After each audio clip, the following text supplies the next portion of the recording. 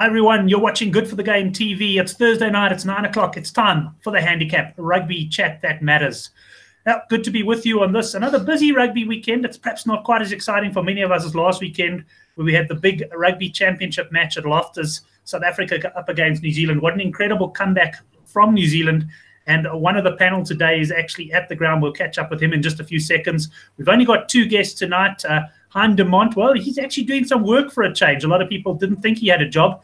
One man we know doesn't have a job, but certainly the guys on the GG Gaming Gone Mad show were saying this guy never works, is Henrik Swart. He's down in Cape Town, and he was flown to Loftus by GG Gaming. He was a winner of a competition, and what a great time you had there, Henrik. You may have lost some money on the game, but you really got into the spirit of shouting home the box, and unfortunately got beat in the last minute.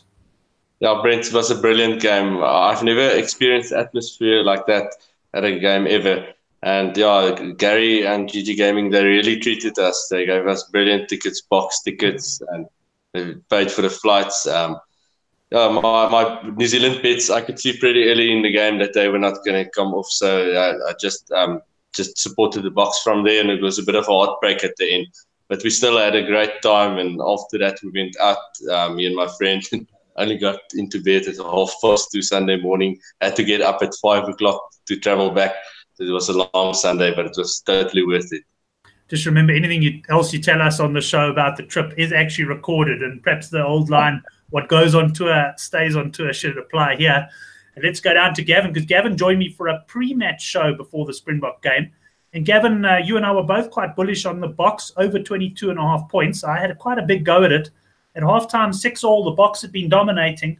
I actually feared the worst, because I was also on the box handicap at 12.5, and I thought, isn't this typical? They're going to dominate the first half, not score the points, and New Zealand are going to run away with it in the second. But in fact, they made a very quick start to the half, and we actually, I think the 23 points arrived in the third quarter. That's right, Brent. And I'm going to admit to something I don't admit to very often. I had minus, I think I got minus 30 or 31. I know it was 30 something. I ended up winning, but your worries at halftime, unfortunately, I didn't have them, and the simple reason is I'd forgotten I'd had that bet. I saw after the game when Guy said, "Well done, great pick," and I said, "Shit, I actually won a little bit of money on that." I'd actually completely forgotten that I'd punted it. So yeah, I was very excited, and look, I do feel a little bit for the New Zealand minus guys, because you know, New Zealand did play very well in the second half, and South Africa had their chances in the first half and didn't capitalize. And I agree with you. Bets aside, at halftime, I thought, yeah, we're done now. I'm one of those guys that thinks if you're taking a plus against New Zealand, you've got to be leading at halftime, or at least look like you're going to be leading at halftime. And South Africa didn't get over the try line, and that was the thing.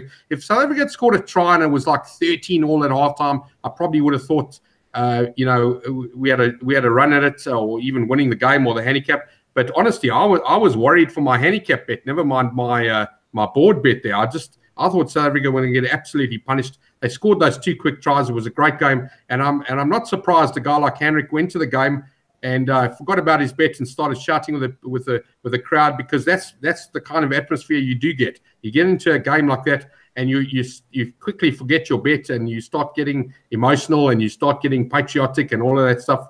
And that's what I mean. I haven't been to a full South African stadium like that. Every time I watch South Africa play in Durban, it's never been full. So yeah, you must have had an absolute great time, and well done again for winning the competition. Cheers, thanks. He certainly did, and I did say that Hein had to work, and that's why he's not on the show. But I think I felt after last week, guys, where we all agreed on Argentina as the best bet, that one of us had to be the sacrificial lamb. So I've actually axed Couch Critic from the show this week. I said, no, we have to at least show that we've taken some action against that. All of us were on Argentina at around about the 5 to 6, 8 to 10 mark. And then, look, the only thing I can say for me which worked out well is I decided not to watch the game. And because of that, I took a much smaller bet. But if I had stayed up and watched that and seen them leading 31-7 at halftime, only to lose the game, I would not have believed it. And Hendrik, you were up at the time, but I guess you weren't watching rugby at 2 in the morning. But did you scale back on your bets accordingly, or did you get heavily involved in that one? No, Brent, like you say, we were out at that time, but I still followed the rugby on my phone. I actually checked at halftime. I checked the score. And I told my mate, because he was also on Argentina, he's also a punter. And yeah, we were pretty sure Argentina's going to pay. And just before the game, I lumped on some more. So I was big on Argentina. And I couldn't believe it the next morning when I saw the result. I didn't check the result before we went to bed because I thought Argentina would definitely win the game.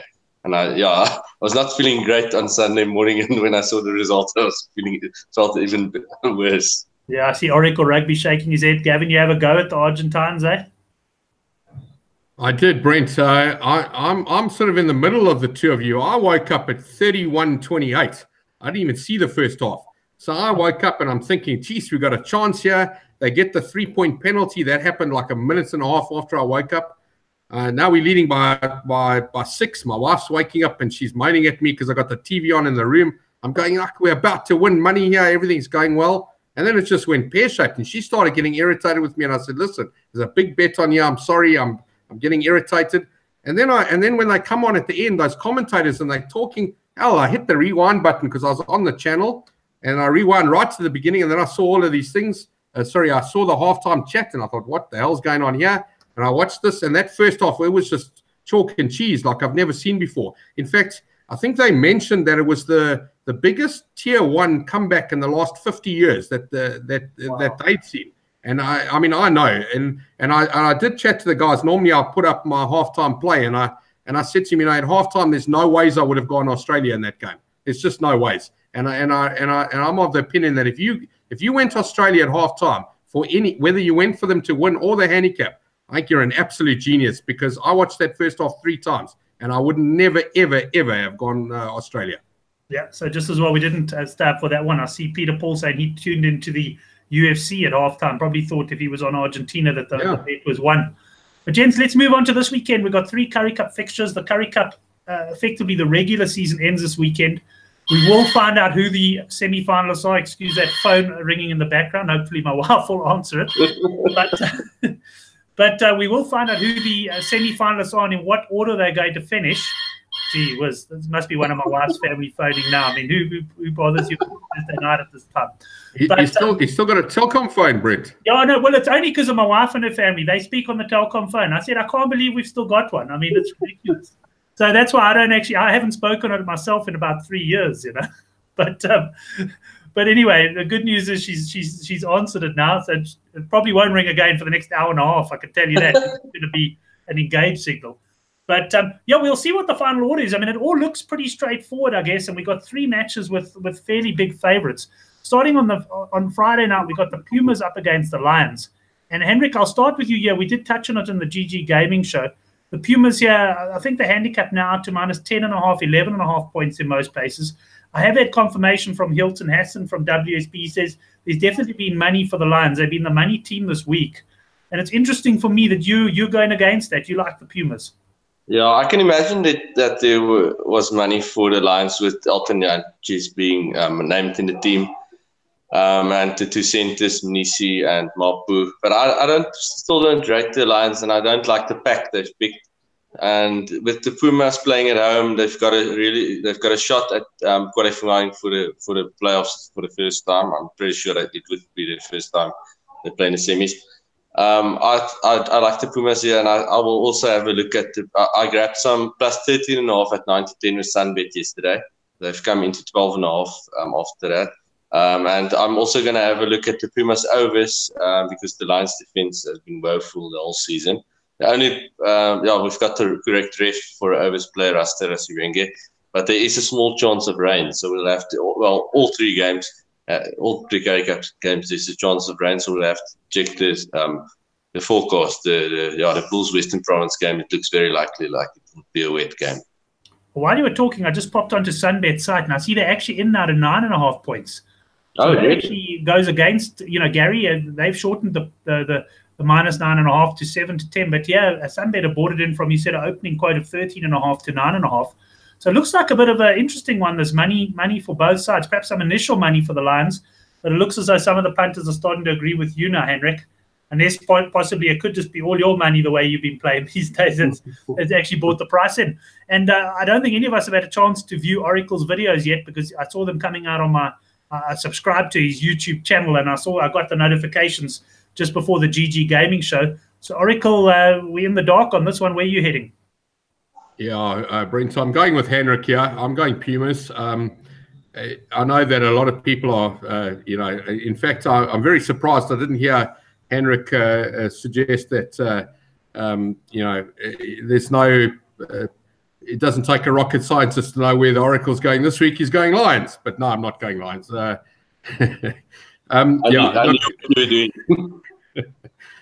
last year I went Lions in this fixture, and I was an absolute idiot. I think if Henrik, you might correct me if I'm wrong. I think a handicap was also around about 12 last year, and I went on the minus, and Pumas actually won the game by 12. That was one of the basis of me going against Province with Pumas earlier this season. It was one of my biggest plays. Obviously lost that one. I've called Province absolutely wrong, completely contradictory to Henrik. He's got Province right every single game. For me, the Pumas have this is their first chance. Again, I could be corrected to be wrong here. I don't think I'm wrong.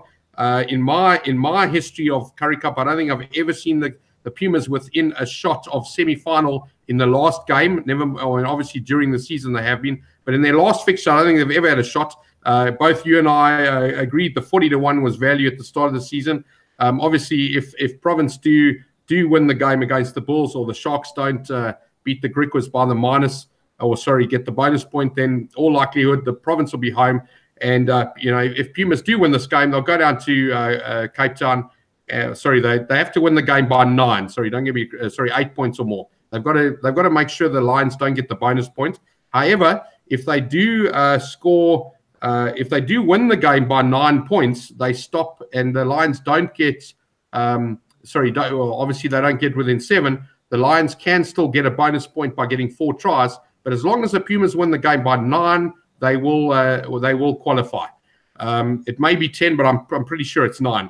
I've always, a lot of people have always asked me, why do I not go -2 and -3 when I take a minus, and I often take the 7 to 10 or the 8 to 10 about the team winning the game. And the reason for that is teams they know the line. The line is to win the game. They're not worried about our -2 and our -3. They want to win the game. So in this case, the game for me has moved to 8 points. It's not about the team winning. The Lions will be happy to lose this game by 7. I promise you. They will be. They might not be jumping up and down on the field, but they're going to walk off the field knowing they're in the semi-finals. So I don't think that Pumas winning the game at 9-2 or 4.5-1 for those who don't get fractions. I think there's a bit of value there, because the Pumas will know they need to win the game, but they need to win the game by 8 or more. So from a pure statistical and numbers point of view, this game line has moved to 8. It's no longer on the 0 line. Pumas win the game here. They've won nothing. They've won the game, but they haven't qualified, and they want to qualify. So I'm definitely on the plus, and I've taken a small play on the 9-2 as well. Yeah, I can see you've done your homework as far as what has to happen. I also had a look at the table, and at first glance it looks pretty simple. But when you actually look at it, there's a few different permutations. I think, am I right in saying that the Pumas could even overtake the Bulls if the Bulls get pointers against Province and the Pumas improve their points difference? I didn't even consider that, Brent, because I think the Bulls have got a chance. Yeah, well, we'll get to that game now. But an interesting one. I've got to tell you guys, I'm not in your camp here. I was hoping Hein would be, as I could stop short of making a pick on this one, but I actually like the Lions. I am a little bit concerned about their pack, but I think they've got quite a deadly back line there. Yes, Elton Yankees is back, so I'm taking that as a positive. I think when Elton steps down to provincial level, he certainly is a Class C fly half. So I'm actually looking at the Lions here, and if I see the money seemingly coming for the Pumas now, I might just wait a while and get onto the Lions. But I think they're gonna do the business. Yes, at the end of the day, as long as they make the semi-finals, they're happy. But I think they'll want to move ahead of the Bulls. They're currently a point behind them on the log. Province are obviously big favourites against the Bulls, and the Lions could pretty much ensure that good chance of finishing third. And of course, that may not be relevant, but it could be relevant, if there's upsets in the semi-finals. So I'm actually going with the Lions here on that one. So we've got myself against the panel on that one, and. Just if Hein was here, guys, I can confidently predict what his bet would be. Marnus Skuman to score any time. We haven't got a price on that yet, but you probably get about 5-2. And I reckon we can confidently say, Hendrik, that Hein would be on that one. Yeah, he likes Marnus. And Marnus, I label him as one of the stingiest players you'll get on the rugby field. He just never passes the ball. That's why he scores so many tries. Yeah, so he's always a good one to go for the anytime try scorers. That's it. I mean, Gavin, when I've been on shirt numbers in the past and Manus Skuman's been playing in his number 6 jersey, my kids often heard me shout at the TV, is there a greedier rugby player around? Because I get so annoyed with him. But of course, what that does mean is he does get quite a few tries. He's pretty strong close to the line. And that could be a good one to look out for in this game. Absolutely, Brent. In fact, he's the only oak I recognise on the field. Yeah, that's it. Certainly, I don't know many of that Pumas. Yeah, we don't know too many of them. I was just going to say, Henrik, earlier you mentioned that Giant Chiefs and Mapu were back, but we have forgotten Dianti. And I don't know. I did write it in my preview tonight. I'm not sure how motivated these Springboks are to come back. Obviously, talking about Giant Chiefs, Mapu, and Dianti here. I don't know how motivated they are. He's not playing. Yeah, he's not playing. Is he definitely not playing? Okay. I didn't know that. Sorry. I don't know how motivated they are to come out there knowing that they possibly could be picked for the tour to Europe. They don't want to get injured. They're probably looking at the log thinking, geez, I don't know, do we really want to go out to cold and Nelspruit? Because it is going to be cold. Not only raining, I think the whole country is going to be cold. In fact, my wife was going to cut the dog, give it a bit of a shave, and I said wait until Tuesday because it's going to be pretty cold, even in Durban this weekend. Okay, yeah, interesting angle there on the dog, Gav. I think Yaku Okam, good of him to join us in the live chat. He's with me on the Lions on this game. So this really does look like a game where we're going to be quite divided, probably right until kickoff. Let's move on to the next game. It's the Griquas there at home to the Sharks. The Griquas are gone as far as semi-final chances go, but they're also safe as far as finishing bottom of the table. That is going to go to the Cheetahs. We'll be playing in the relegation match. And here we got the Griquas plus 12.5 against the Sharks. And let me start off down in Durban with Oracle Rugby. 12.5 points. Is that enough for you to get on the Sharks, or you on the plus here? No, I'm going Sharks, Brent. In fact, I'd like to say the only reason why I'm going minus. Yeah, the only reason why I'm going for Sharks here is the grip. In fact, I wrote on my preview tonight that I don't remember a season that the Griquas have been this bad. The Griquas won the odd game in the past, and you always knew your money was, I wouldn't say safe, but you were always in the running with the Griquas game. But this year they've been shocking. They really have. I don't know what's happened there. It might be the shortened season. I don't know, but I've got no confidence for the Griquas in this game, and I've got to believe that the other away trip, and we're not going to talk about the Cape Town one. The Sharks got well beaten there, but that game against the Cheetahs, where the Sharks were minus 16 and minus 45, and it ended up being 30. And I think they're going to look at that and they're going to say, we're going to fix this problem. I think they also do have a couple of Springboks back. The Griquas have got absolutely nothing to play for here. In fact, we always see that the TV camera when it goes over at that far concrete stand on the other side, and there's normally a sprinkle, I'd say more than a sprinkle of people. I think we're going to see an absolute sprinkle tomorrow, Saturday. I don't even know if people are going to show up for that game. It's this is the worst Griquas team we've seen in a long time, and I think the minus is definitely the play. I haven't gone maximum here, only because the Sharks didn't perform in Cheetahs on their away game, but otherwise I do think it's a reasonable bet. And, I'm not going to tell somebody not to put a lot of money on it. I do think it's the right way to go. Gavin, before I bring Henrik in here and share my selection with you as well, what do you think of the Sharks at 3-1 to win the Currie Cup? Bit of value there? I do. And as we spoke last week, the 8-10 about the province winning, there's no value there. It's about priced up correctly as if they win the 2 games. But again, if they play against the Griquas, they're not going to be 3-10. They're going to be 1-12. So the Pumas. If the Pumas beat the Lions, then whatever 8-10 is available, you need to jump on that. I know bookmakers don't normally have those markets open when there's even a dead rubber like a half dead rubber like tomorrow night. So for me, the Sharks are value and the Bulls are value. I wouldn't be touching the Lions. The Lions won't win this Currie Cup. Well, I'm actually with you on the Sharks. I like them on the handicap here, so I'm going with Gavin on this one. But just based on our chat on the GG Gaming show at 8:30, I think Henrik may be leaning towards the home team here.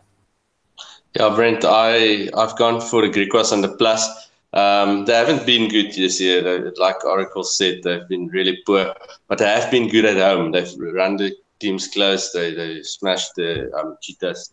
And I just think the Sharks, like Oracle also said, they haven't been good on the road. I don't like Kerwin Bosch playing at 10.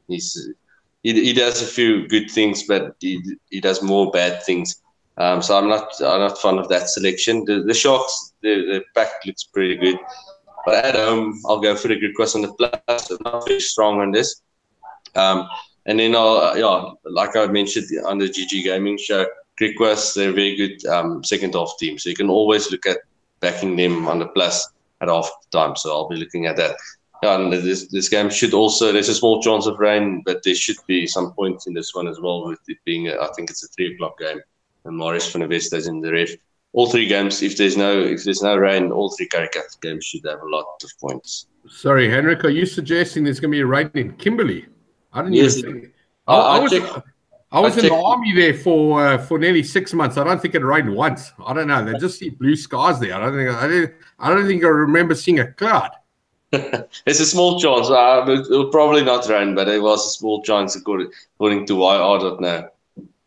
Can't picture Gavin in the army, but that's a story for another day. Certainly do like points in that one as well. I mean, Griquas games, I think they lost 40-45 to the Bulls in their home game there.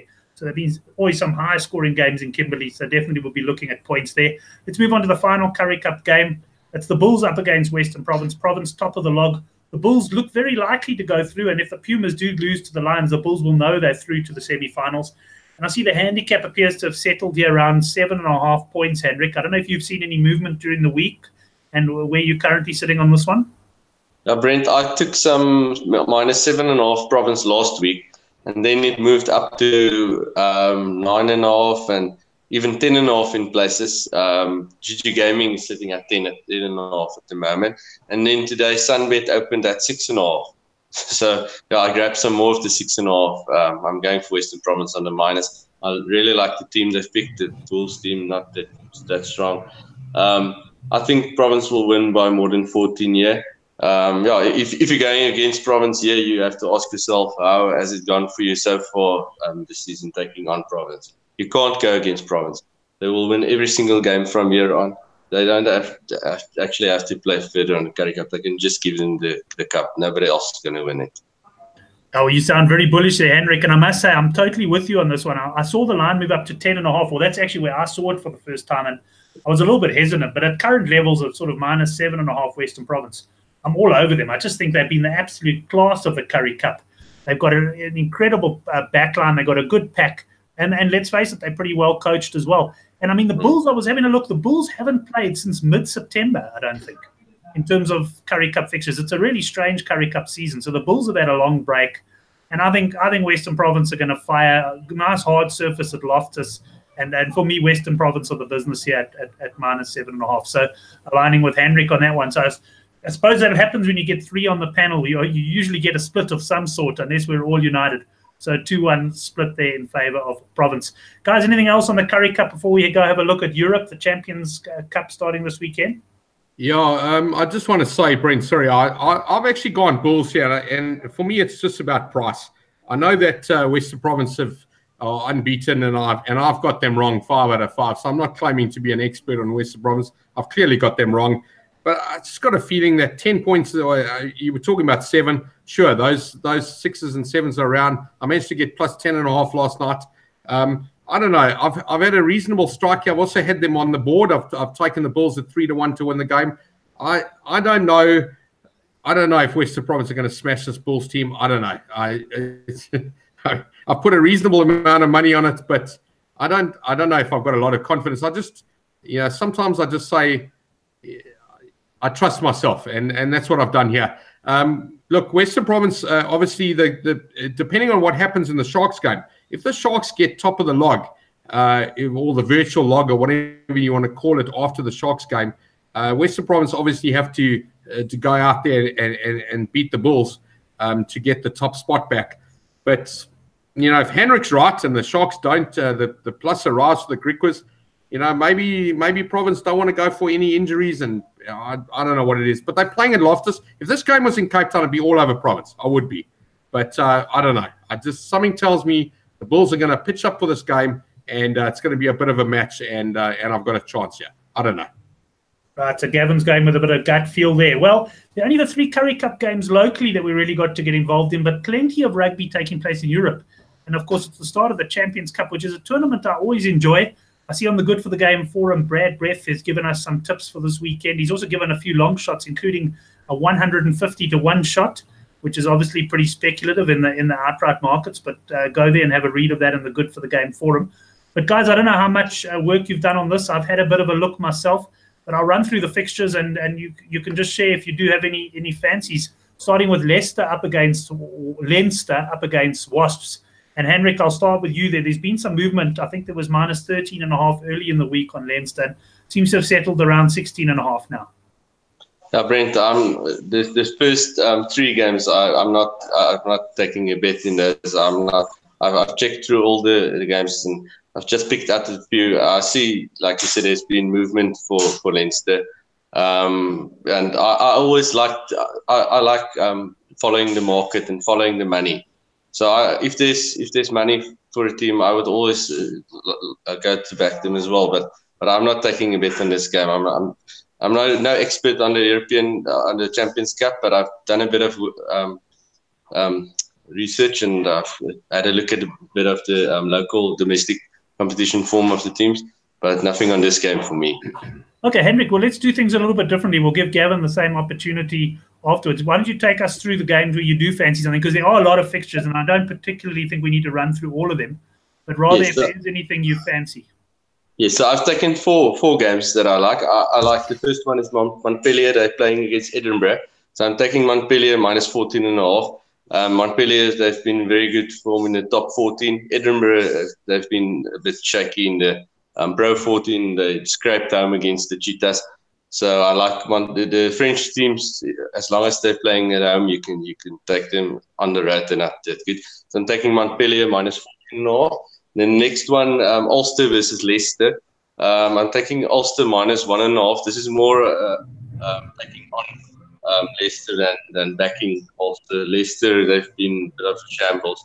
They won against Saints last week, but I think they sacked the coach after 1 game in the Premiership, and they've lost a few games that they shouldn't normally. Previous seasons they won.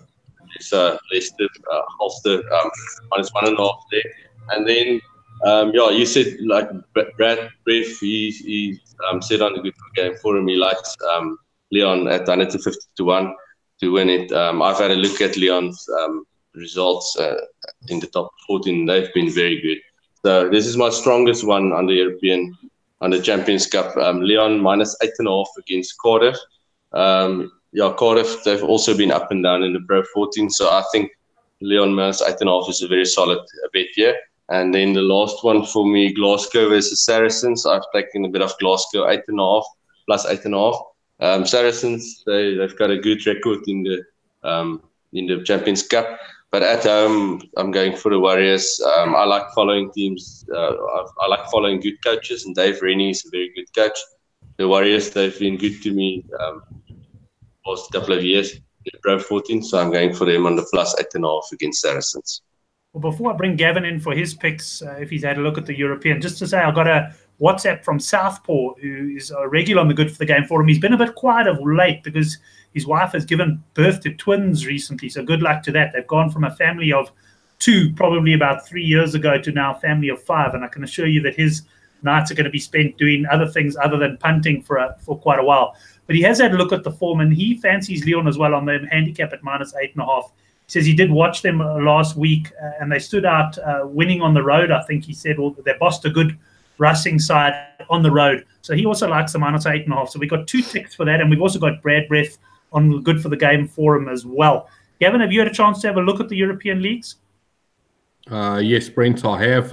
As I did last year, I didn't go just like Henrik. I picked 4 games. I know there's a plethora of them, or loads of them. I'm not going to get involved in every game. I'd be an idiot. It's a lot of homework. I don't have the time to do it. And, it's still new for me, European rugby. I just want to mention something that Henrik said earlier, and I think a lot of punters would enjoy this kind of well, I wouldn't say analogy, but more of a look at it. Henrik says he likes to follow the money. He's 100% right. In fact, I do exactly that with South African horse racing. And, people say to me, you back in a horse that was 50 to 1, it's now 20 to 1. I got to tell you, I'm not interested in every 50 to 1 shot. In fact, if I put money on every single 50 to 1 shot, the 1 out of 50 that do win, I'd like to be on that even at 20 to 1. I'm happy. You know, the money does, as Henrik said, there's enough guys out there that know what they're doing. They put the money on it, moves the price. And when you see enough money and you've got a good eye for numbers like I do, you see the value and you say, all right, well, this is the 50 to 1 shot to back. It's the right one to back and get on. He's 100% right. If you back every 50 to 1 shot or every game and you ignore the money, you're a fool and you're just going to throw your cash at the bookmakers. Right, so let's look at the 4 games that I've got over here. I'm going to go against Henrik on the Cardiff game. I'm of the opinion that Cardiff a decent plus, and I see there's this is the the Leon game that we had to answer the question on the GG Gone Mad show was 9.5. I think Cardiff are definitely worth the 9.5 there. I think it's a little bit of value. Look, this is European rugby and they get up for it. I'm not going to have a massive go at it. I think my best bet here is definitely Leicester. Leicester at away at Ulster. I think this Ulster team's been absolutely rubbish. They've won 2 games by 1 point and a game by 2 points. I don't know what it was. But for me, the best bet of this card is Leicester away. You either take the +2 or you take them on the board. Probably get 12 or 13 or 10. The other 2 that I was interested in is Bath at home at -2. I think they'll win that game comfortably. And the last one I like is the French team Castres or Castres, or however you pronounce it, at plus 13.5 away. I think it's quite reasonable. That's against Gloucester. I know that there's a couple of South Africans that play in that Gloucester team, but those are the games that I've selected. Other than that, the Montpellier game, I couldn't see any. That handicap looks right at 14 or 15. I wouldn't be really interested in that. Munster, I've not touched these Irish teams. I haven't done well against them or for them, but that Ulster, that I've definitely gone against them. And just having a look, I'm quite excited. I'm definitely going to watch as many of these games that are on TV as I can get my eyes onto. Yeah, I'm sure you are, and you're going to punt there. Henrik, interesting that Gavin there going Castres, that's away at Gloucester, which is Johan Ackerman's side. I guess I know a lot of guys do say when you're betting on this particular competition, beware backing the French team on the road. It's not to say that none of the French teams will do well on the road, because those that are contending for the title obviously have to pick up some points on the road. But it can be a case, and these French teams can be very temperamental, and you do get a case every now and again where a French team maybe goes 7 to 10 points behind and virtually packs it in. Exactly, Brent. Perfectly. That's exactly what happens. They don't like being on the road. They like the home comfort. They're not very good in the road, so you have to be very wary of backing the French when they're playing away. And this is also a game where the money has come for Gloucester. I think they were -10 and earlier in the week, and they're now at 14. So this is also, like I said, I like following the money. So this is not a game I've picked to bet on, but if I'm pushed, I would rather go for Gloucester actually. Yeah, I would say that if conditions are good there, I might well be looking for a Gloucester points buy or something there, because the way Gloucester play rugby, it does kind of remind me of the Lions. Sometimes they play some nice open rugby, and it could be quite entertaining. I mean, one of the things that's always struck me as odd, and Gavin, you can come in here on the comments about the French. The French are temperamental travellers, and like Henrik and I've said, they can be problematic on the road. They like the comforts of home. The puzzling thing is there's hardly any French players half the time in these French teams. So it's always amazed me as to why they've never adapted to travel, because there's actually so many foreign players. You'd think travelling would come naturally, but there's just something about the mentality of French rugby that you do have to tread carefully when they're on the road. Yeah, you're 100% right, Brent. We always talk about this foreigners, and I know the English Premiership and these Italian leagues and Spanish leagues and soccer, they've got these foreigners playing, and you think to yourself, there's just about every nationality in the team. What the hell is the problem? They've lived in cold weather. They've played in rainy weather, whatever it is. They've played everywhere. They lived everywhere. What is the problem? I really don't understand. This is a 2-hour flight. In fact, it's probably a 1-hour flight. I don't know what the problem is. I traveled when I was younger in France. I traveled in England. It's the Free State to KZN here. I mean, we're talking small distances. This is not South Africa and New Zealand or Australia and Argentina. This is down the road. I don't know what the problem is. I really don't. I have no idea. And those French, as you say, they are temperamental. They Look, I don't know any French people, and I'm probably unlikely to know anyone personally. But yeah, those rugby players, I don't know. I think they get paid too much, and we really are paying. We are punting on hoping they're playing their best, and sometimes they just don't do that. Well, if any of you ever want to see something which will make you laugh a bit, my old hero Al Bundy from Married with Children, he always had an opinion on the French. So you just got to Google some of his YouTube clips to see what he thought of them. But as you guys know, I love French rugby. I still think of the 2011 World Cup, where I consider myself absolutely robbed in the final by Craig Joubert, and I was on the French there at big prices. But that takes us really to the end of the European competition. We'll touch on, Henrik, I want to certainly touch on the New Zealand comps now, but there's the Challenge Cup as well, guys. I haven't had a look at this. If there's anything that jumps out for you there, just shout. But otherwise, we'll move on to the Mitre 10 Cup, where I know, Henrik, you said you're not as strong as you normally are. You've normally got a nice 12 or 15 to 10 shot that you're ready to fire. But you reckon the bookies have got things about right this weekend? Yeah, Brent, on the Challenge Cup, I'm not even sure who's playing who there. I haven't had a look at the fixtures, so I've got nothing there. On the Mitre 10 Cup, this is also like in the Currie Cup. It's the last week of round robin games. I think it's well set this week. I've got the two that I've picked out. The one is Taranaki versus Wellington. Wellington then fourth spot with North Harbour on 29 points. Harbour, they're playing Auckland on Sunday for the Battle of the Bridge in Auckland. So Wellington have to win here to keep North Harbour at bay. Taranaki, they've been really poor this year. They look set to be relegated if they don't win here. It's also set at the Manivalo's last game for Taranaki. So they've got a bit to play for to try and avoid the relegation. And they're playing at home. But Wellington, they've been good. And I see Dan Coles is on the bench for them, so he's making his comeback. They've picked a pretty good team via Fafita is back playing for them. So I think they should cover them -9.5 here. It's just a medium bit for me. And then the other one, the one I like a bit stronger, but still not very strong, is the Waikato versus Otago. Going for Waikato -7.5. Waikato they've secured the top spot in the championship. So in terms of lock points, they don't have a lot to play for here. Otago, they've got a bit to play for. They can still finish third. I think, the thing is, it's a Ranfurly Shield game. So Waikato, they would want to defend the shield and lock the shield up.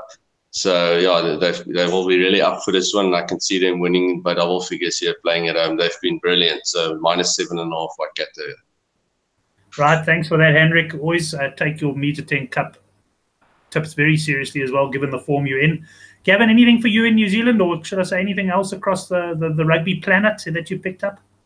No, Brent, but going a little bit deeper into this European rugby, the Italian teams play in this Challenge Cup, and unfortunately, I know you did ask us if we had any plays on that. The problem is the bookmakers don't come out on Thursday with that. It's sometime tomorrow they'll come out with betting. There's only the one game, and I think it may even be tonight. But I'm going to be looking for what handicaps come out on Benetton and Treviso. I've been following them in the Pro 14. I might have a go at them in the European Challenge Cup. The other thing I always enjoy is they've always got these dodgy teams. There's every now and then a Spanish team or a Romanian team or something that gets a +95, and I either go against them or I go for them. So there's a bit of entertainment. They don't ever a big bet for me, but I do have a look at it. Other than that, my best bet is, well, looking, it's the Pumas. Sorry, I should have known that already. Yeah, it was the Pumas. I was going to say, I was like sitting here on the edge of my seat waiting for that. Yeah, I was just thinking for a moment. I couldn't remember if it was the Bulls or the Pumas. Then I realized that it's not the Bulls. Yeah, definitely the Pumas. Pumas plus for me, best bet of the weekend. Only again, mathematically, the line's moved. It's not at 0. It's now at 7.5 or 8, and that's what they're playing for. Lions don't need to win this game. They need to lose by 7 or less. Right, so Gavin going Pumas best bet of the weekend. Henrik, your best bet of the weekend. Yeah, Brent, it was between Western Province and Waikato for me, but I ended up going for Western Province.